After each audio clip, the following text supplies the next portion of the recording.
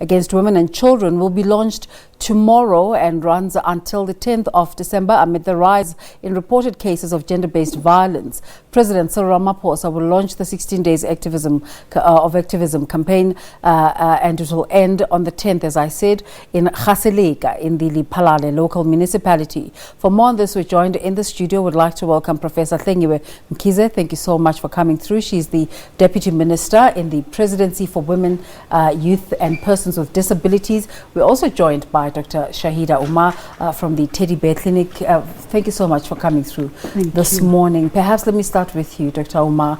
The memory of the passing of Xolani Gwala is still very fresh in our minds, and that very beautiful gesture of not letting people buy flowers for his passing but donate to the Teddy Bear Clinic. How has that initiative, what has the response been?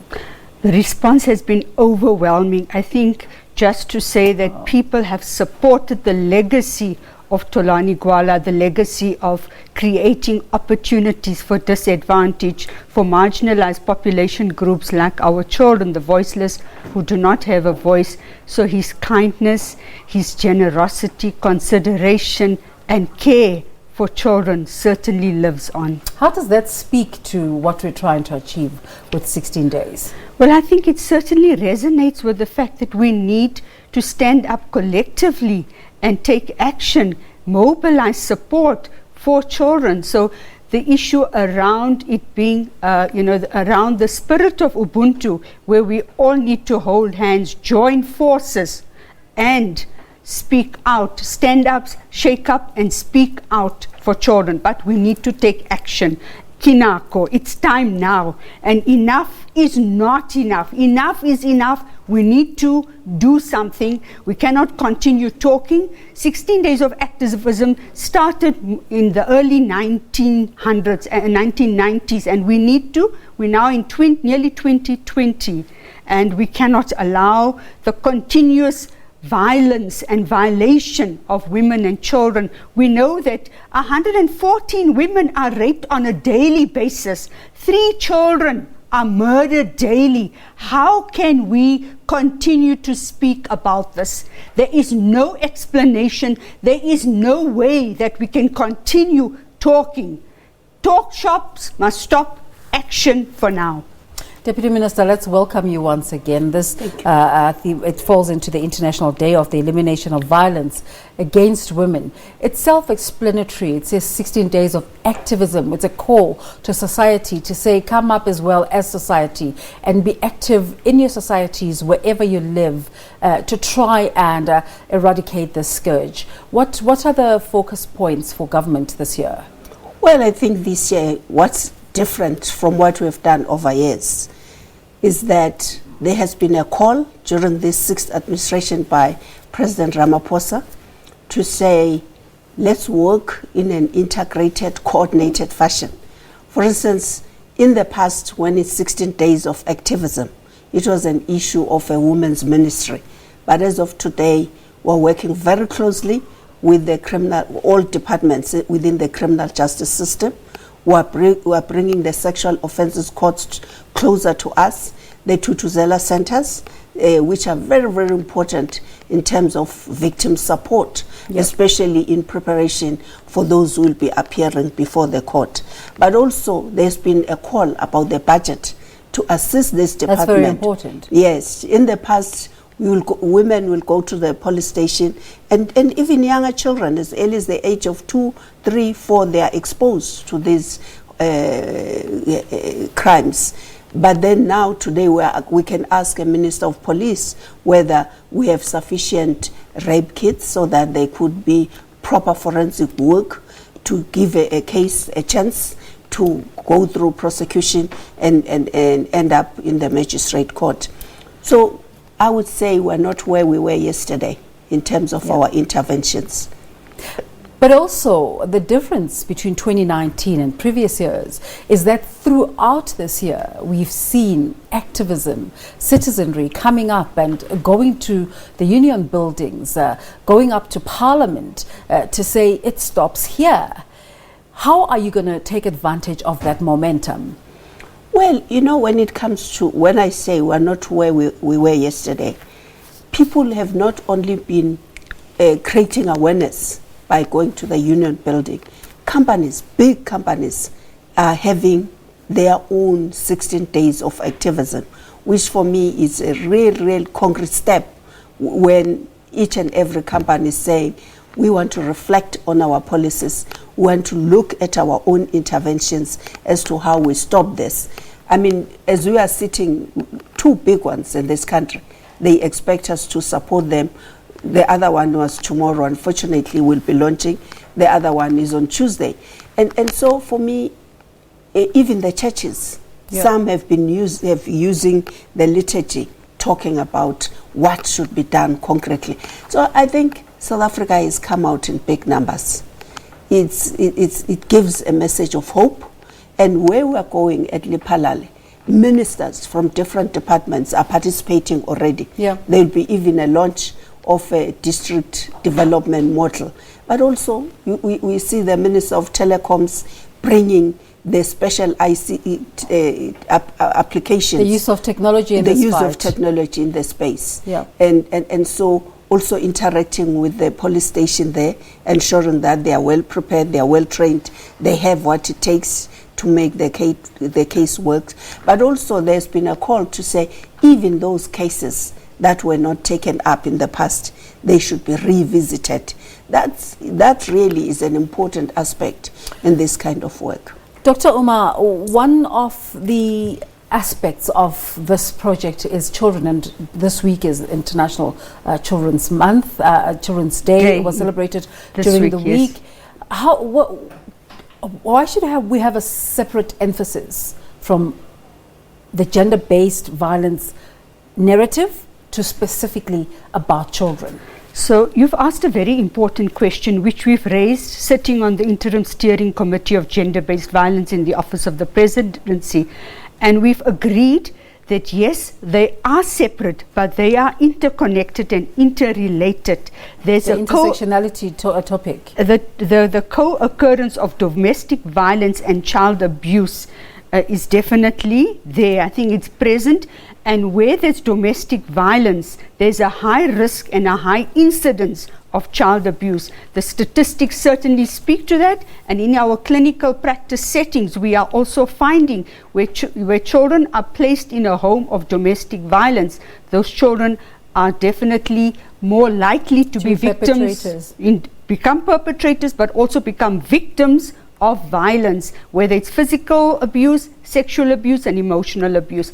But I want to also, I think bring one thing to the fore, is that it's not a 16 days campaign. This is a 365-day campaign. And I want to bring to the attention of everybody that Black River FC, in association with other NGOs like Power, Lawyers Against Abuse, Teddy Bear Clinic, Fight with Insight, who are effectively all working towards change and disrupting the cycle of abuse, have declared this not the Republic of South Africa, the Republic of Sexual Abuse, that we need to denounce that flame. A red flag is hoisted which speaks to bloodstains, which is symbolic of women and children who have been subjected to violence. And in their own words, the patriarchal responses and the abuse and excuses that have been made are actually flagged and written on those flags, and also speaking to the fact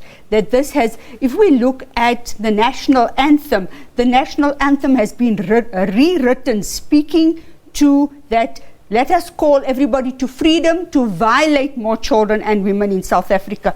And what we need to do is denounce our citizenship of this Republic of Sexual Abuse and take action to bring it to where we want it to be. Minister, as a person in government trying to find solutions to the scourge, does this worry you, these kind of statements?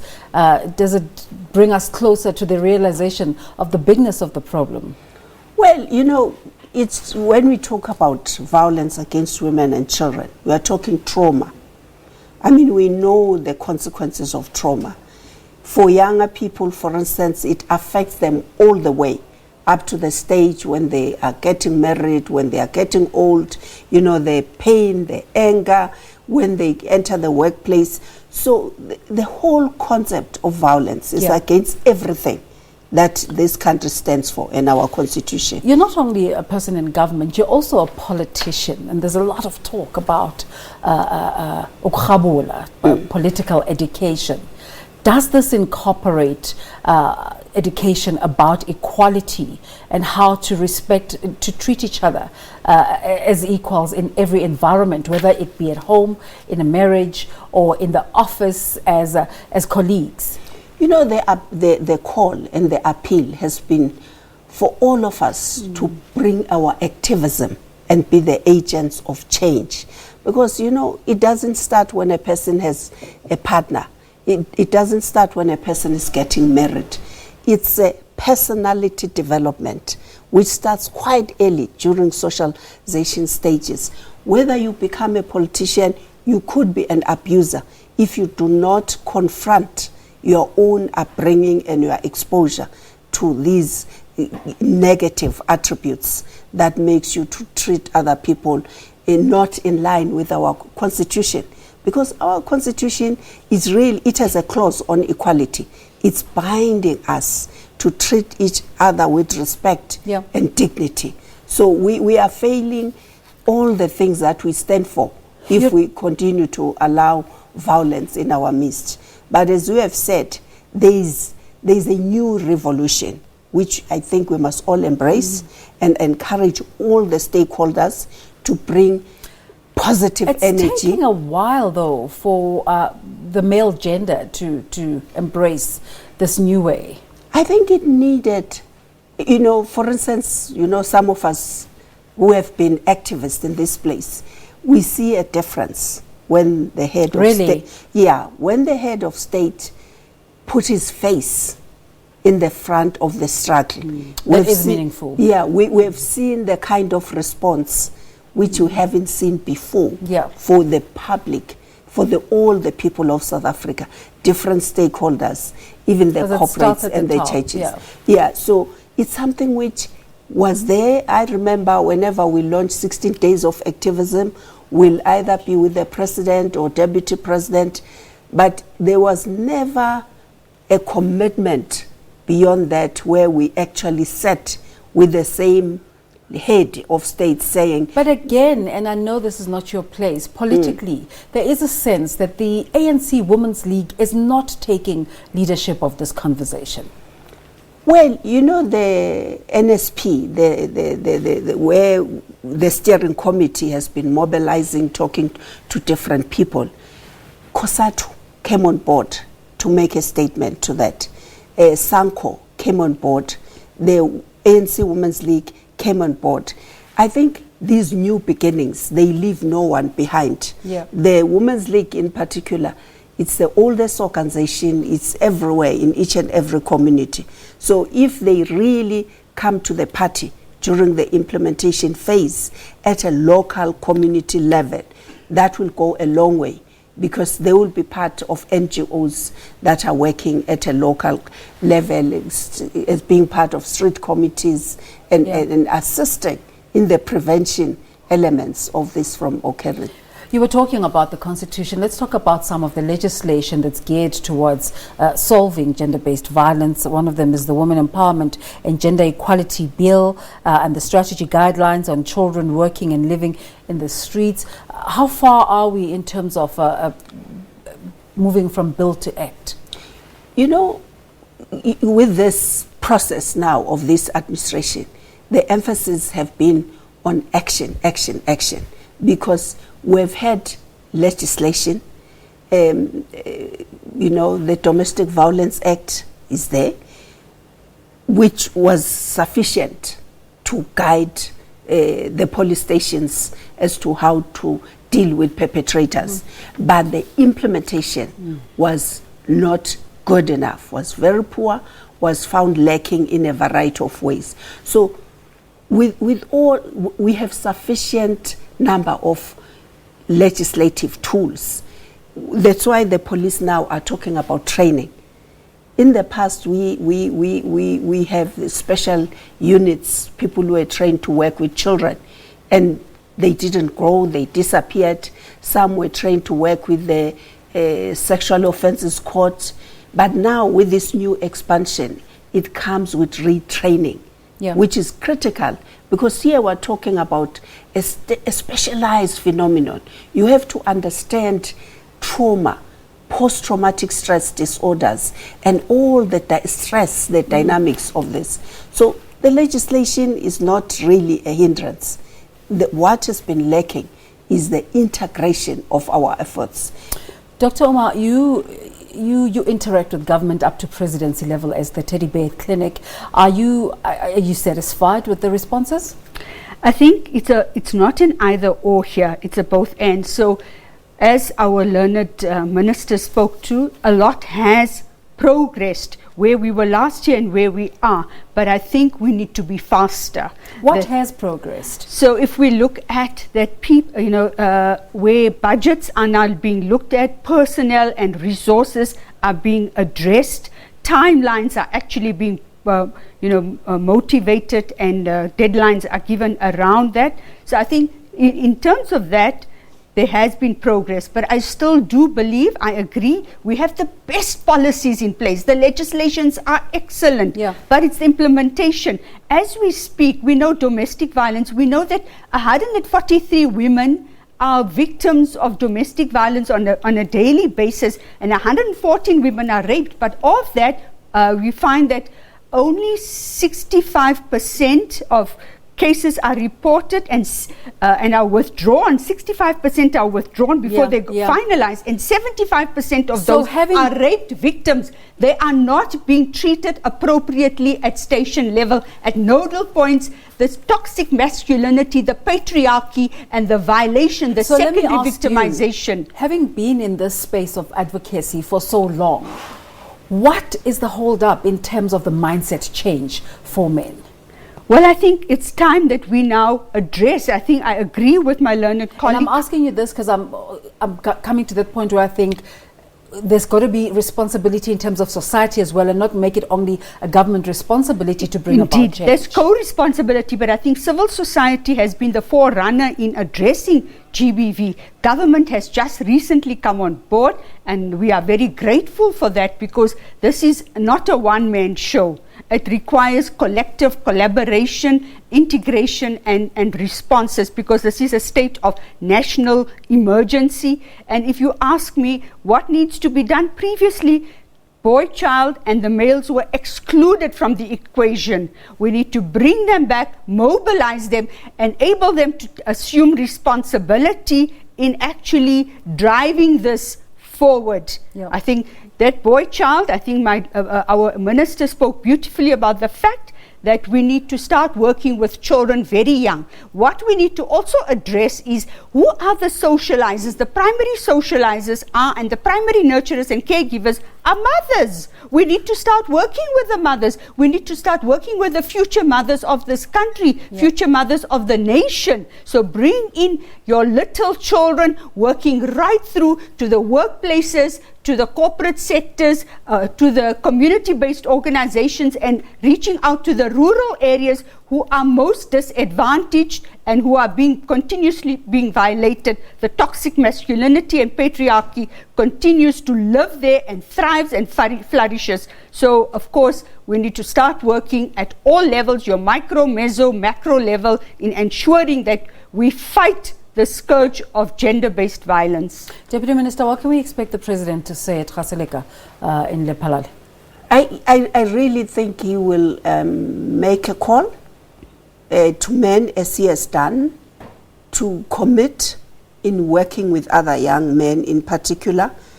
And of course, for us as government departments, his message has been clear that we have to work in a coordinated, coherent manner and hold each other accountable. And I've seen that happening, where people will go to the Minister of Police and say, we went to the police station. We found that they didn't have cars, they didn't have mobile phones to reach out to people. Resulting in the death of someone? Sometimes resulting in unfortunate outcomes when that could have been prevented. So he will strengthen the voice. And I hope he will acknowledge and tell the people there at Lephalale about the extensions that we're doing now. The sexual offences courts, remember we have been slow in ensuring that people in rural areas, they access them with ease. Yeah. He will emphasize the importance of the Thuthuzela centers because they are critical in ensuring. We need to start wrapping up our conversation. Dr. Umar, if you have a chance to speak to our audiences, to South Africans, to say, how do we get to rid ourselves of toxic masculinity? What would you say as we get into the 16 days? Well, I think it's about standing out, speaking out. Even if we know of anybody that has been subjected to this, we all need to break the silence. Breaking the silence is helping to break that cycle of violence. Today it's me, tomorrow it's you, and it could be my child, your child, and it's at the end of the day affects the entire nation. Watinti Bafazi, Watinti Mbokodo. You strike a woman, you strike a rock. Watinti Bafazi, Watinti Mtwana, Watinti Mbokodo. So striking a child, you strike that rock. That mountain will come after you. That's what we need to, adopt that spirit of we're not going to stand for this any longer. Absolutely. Deputy Minister, your parting shot? Thank you very much. I think also what is positive, tougher sentences. We're talking long-term developmental interventions, but here and today with the statistics, the 4 life sentences that we have had being given, it's beginning to send a clear message. For Winene, yes. Yes, and a few others that have come after that. So we affirm that, and we really believe with these interventions, the message will be clear that people will be held accountable. Thank you so much to both of you for coming through this morning.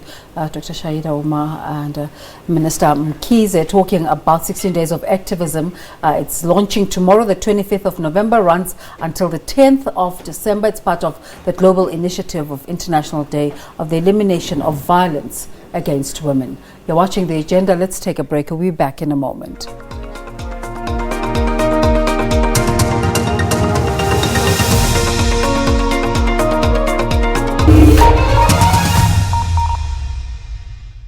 A flagship agricultural project supposed